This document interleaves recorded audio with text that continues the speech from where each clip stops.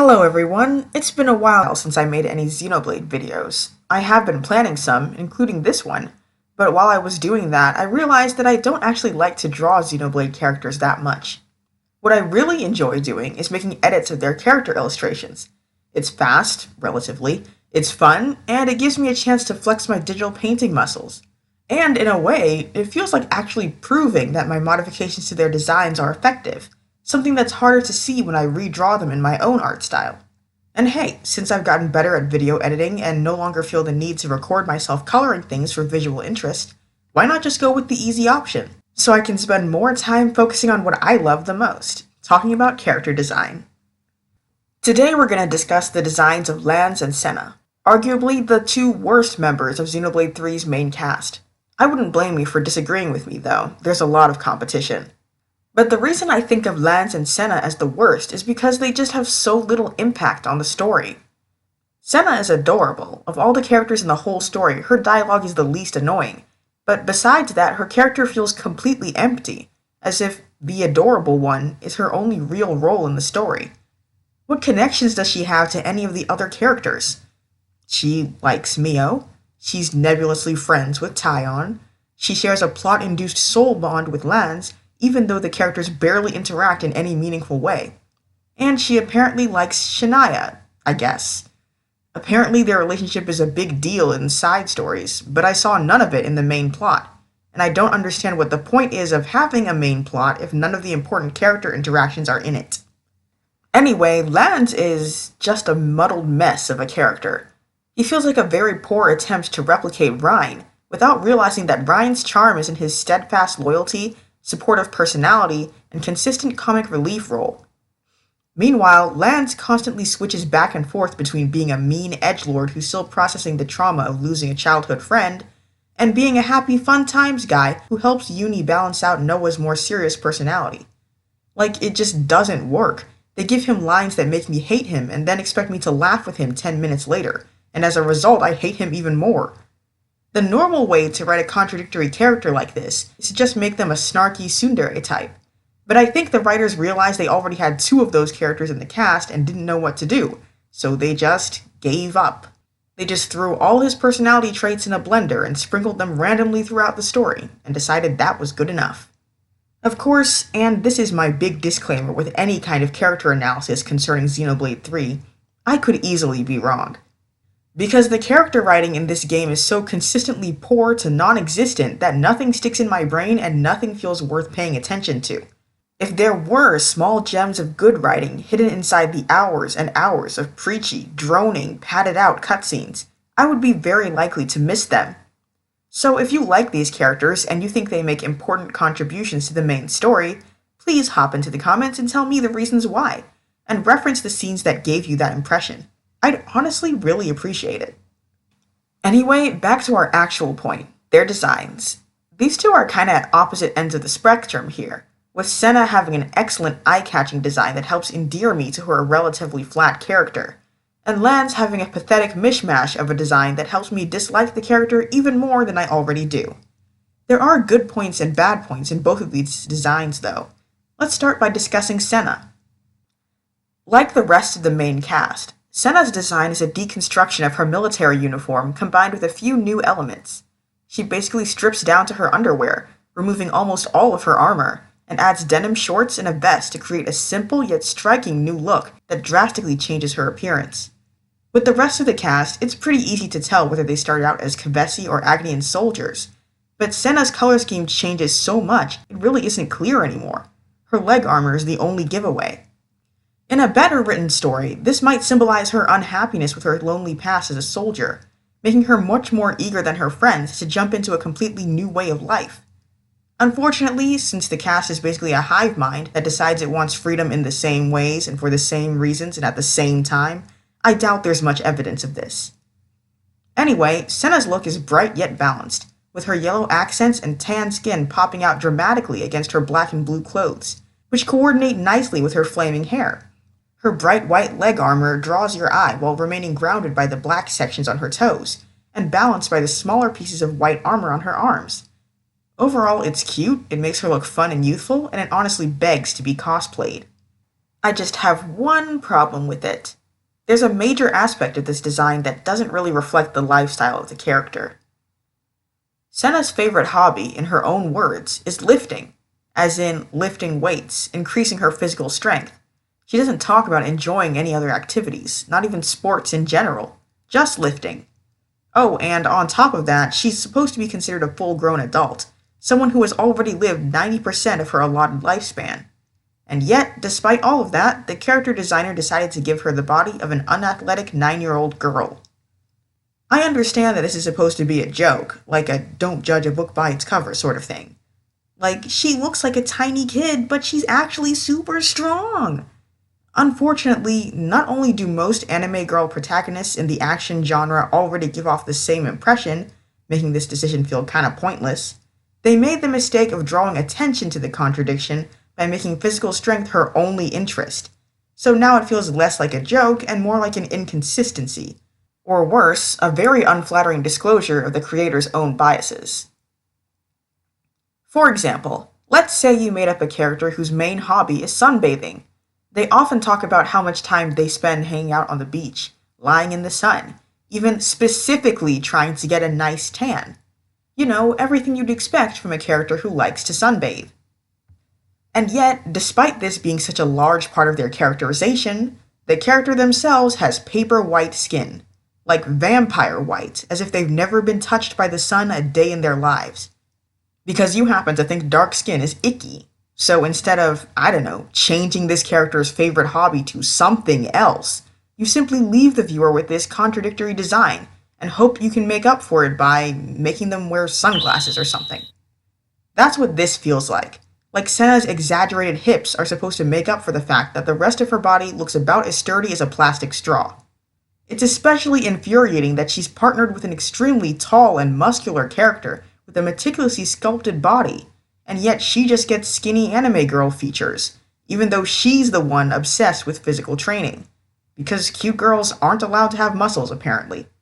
With that said, take a look at my character edit for Senna. All I did was thicken her limbs and a few sections of her torso, and honestly, it doesn't really change her overall appearance that much. The focal points and color balance of her design are the same. The only major difference is that now it doesn't insult the viewer's intelligence, and at least somewhat resembles the body of an experienced soldier who lifts weights in her spare time. So now that Senna's done, let's move on to Lanz. Buckle up, because this is going to take a while. So where do I begin? Let's start with positives. I actually really like the designs of the Machina-esque characters in this game, with their two-toned gray skin and little flecks of gold.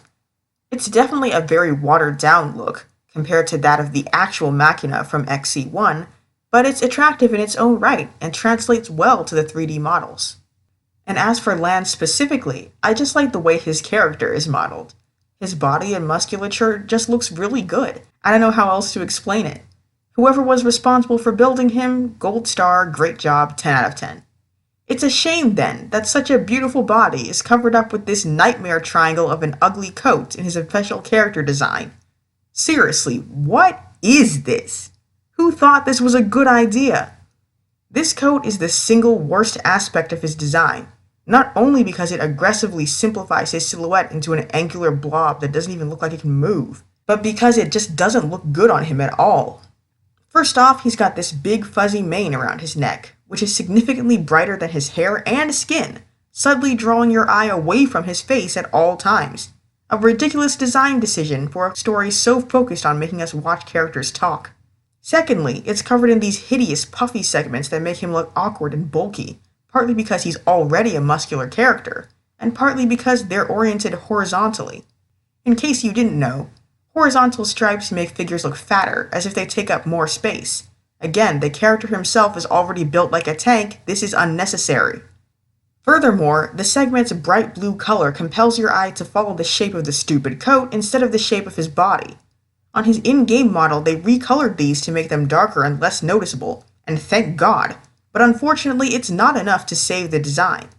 The segments still take up a lot of space on the front of his body, forcing the designer to squish the actually interesting details of the coat into the sides and corners. Because clearly, the viewer would much rather focus on these mattress bumps than on the Kavesi emblem or circle motif, or the metal gilding that tries to emphasize his pectoral muscles and hips, but ultimately gets lost in all the noise. Finally, the length and cut of the coat itself is absurdly unflattering. Again, it just covers up all of his legs so they can't contribute to his silhouette from any angle, and stops right at his ankles so that all you get to see is his feet. And his feet are already big. Doing this just makes them look bigger, leaving the viewer with the impression of cartoon feet stapled onto an inanimate object. Now, I understand how much fun it is to give your characters big, dramatic, edgy trench coats. I am the last person on Earth who would try to downplay their appeal. But you can't just slap one on top of a design without paying attention to how its color and shape language affects the character underneath. Everyone looks better in Lance's coat than Lance himself, and if this isn't a testament to the complete and utter failure of his design, nothing is. So how does one go about fixing a design like this? Let me tell you, it ain't easy. I spent almost 6 straight hours editing Lance's character illustration into something halfway decent. But I like what I came up with, and I hope you do too.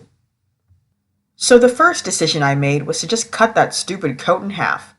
Now, usually, my philosophy is to work within the design's most prominent elements, which would mean either redesigning the long coat to look better, or adjusting its length only slightly. But I decided to bend the rules this time, because Lance consistently looks his best when we're actually allowed to see his body. Like, look at him when he wears Sena's vest. This is already leagues better than his official design, and it even feels more in line with his personality. Seeing this convinced me that the decision to give him a long coat in the first place was misguided enough that it deserves to be removed completely. But we'll talk more about the construction of the coat a little later. First, I want to discuss the color changes I made to his design. The biggest one was to change the color of his fur collar from white to black, which was a surprisingly easy improvement to make. It concerns me that the actual character designer didn't consider this. Combined with changing his shirt collar to black as well, this creates a dark frame around his paler skin that compels you to focus on his face instead of distracting you from it. Again, these are basic design principles I'm using here. It's honestly very sad that the official design did the opposite. The only excuse I can think of is that Lance's coat might have originally been designed without him in it. You can see here in this concept art that it actually looks pretty cool on its own, with that bright white fur contrasting nicely with its dark features. However, designing a character's clothes without the character underneath them, especially when working with fantasy people who have alien skin tones, is a huge gamble, and when you don't pay attention it leads to rookie mistakes like this, where, oops, this character and the clothes they wear mutually destroy each other instead of complementing each other. Basically, if you're not willing to go back and make sure these elements fit together well, don't design them separately in the first place. Anyway, most of the rest of the color work was just darkening the colors to help create actual focal points, instead of this muddy mess of grays Lance is stuck with. And I had a similar criticism concerning Noah's design, which I mentioned back in that older video, which makes me think maybe this character designer struggles a bit with the Keves designs because they just don't like dark colors in general. They prefer a lower contrast look. And there's nothing wrong with that. It just means you need to lean more heavily on hue and color placement to make your designs effective. And I know they understand this, because Uni's design manages to look properly black and white despite the similar pale values. So if they can put in the effort for the cute girl character, there's really no excuse for the boy characters to look this bad. Honestly, one of these days I'm going to make a video specifically about male character design, because it's really tiring to keep seeing this pattern time and time again. Boys aren't really harder to design or more boring to design. You just need to stop accepting mediocrity as the default and actually care about how they look. Because it shows when you don't. Like, it's incredibly obvious. Anyway, after introducing all those darker values to Lance's design, I introduced a lighter value right in the middle of his body with this silvery white gradient. Because having his shirt be almost the same color as his skin is literally useless and adds nothing to the design. And having his shirt just be black is, well, it's okay, but it doesn't do much for him, apart from making his distracting fur collar even more distracting. Having this gradient here, on the other hand, puts some brightness back into the design, while keeping it away from his face, so the two elements don't fight for attention.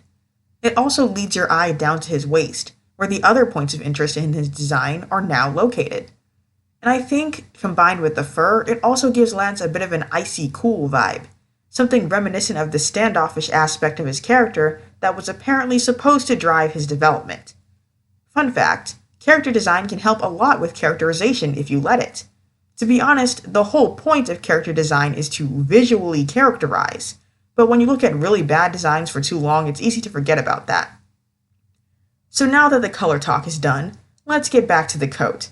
I actually made quite a few structural changes to it.